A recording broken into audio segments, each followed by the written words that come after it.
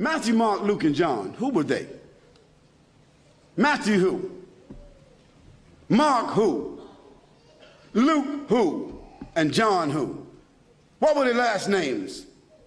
When did they write? Did they know Jesus Christ? Did they walk with Jesus Christ? Did they eat with Jesus Christ? Did they talk with Jesus Christ? Did they even meet Jesus Christ? The answer is no, no, no, no. Conclusively. The earliest of them that wrote 40 years after Jesus Christ, so they never met him. The last of them wrote 80 years after Jesus Christ, never met him. The other thing is, all of them seem to have written the gospel according to. Now, when you write a letter, do you sign it according to? According to is the third party. If Joanne or Jackie or Bobby or Johnny told me something and I wrote it, I would say according to Joanne, Jackie, Bobby, or Ronnie, according to. But those four people would not write a letter and in front of it say Jackie according to Jackie and not even write her last name. Because if Jackie wrote me a check and only said Jackie, I couldn't cash it. And if I was a policeman and I stopped Jackie on the road and she had a license that only said Jackie, she's going to jail.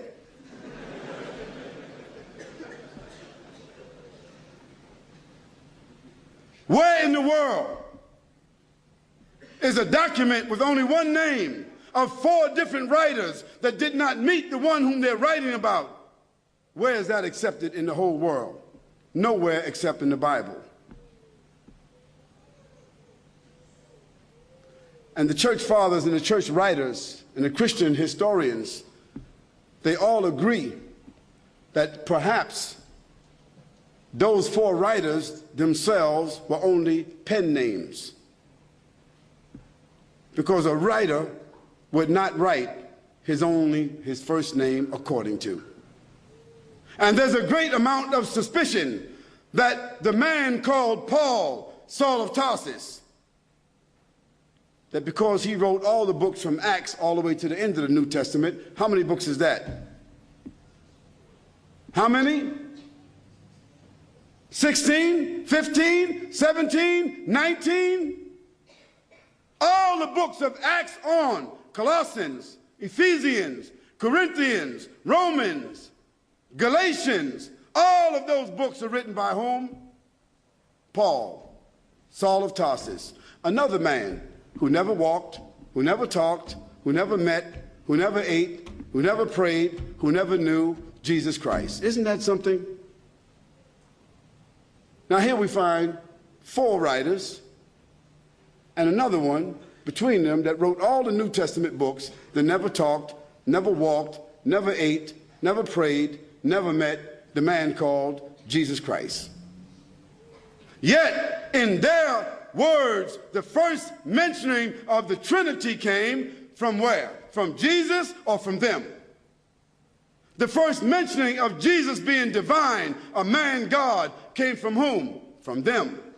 The first mentioning that Jesus is the Son of God came from whom? From them. Jesus never said in his own words any such words, but it was the men who never met him, who claimed to have written, who didn't know their last names. And Paul, by the way, before he had that vision on the road to Damascus that only he saw and only he heard, guess what his occupation was? Do you know? He was a bounty hunter, a hunter of Christians, hunting them down like animals, binding them and bringing them to where? To Rome, so that they could be executed.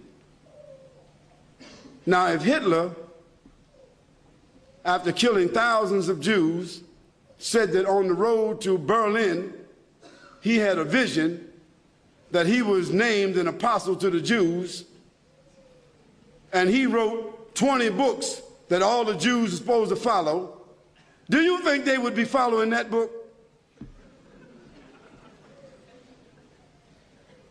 I don't understand how people just don't read history. This is not what Khalid said, so don't get angry with me.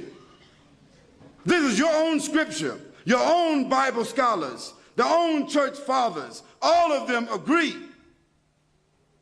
that Paul never met Jesus, that Matthew, Mark, Luke, and John never met Jesus. By the way, they were not disciples. Nor were they walkers and talkers of the disciples. They were just writers and historians.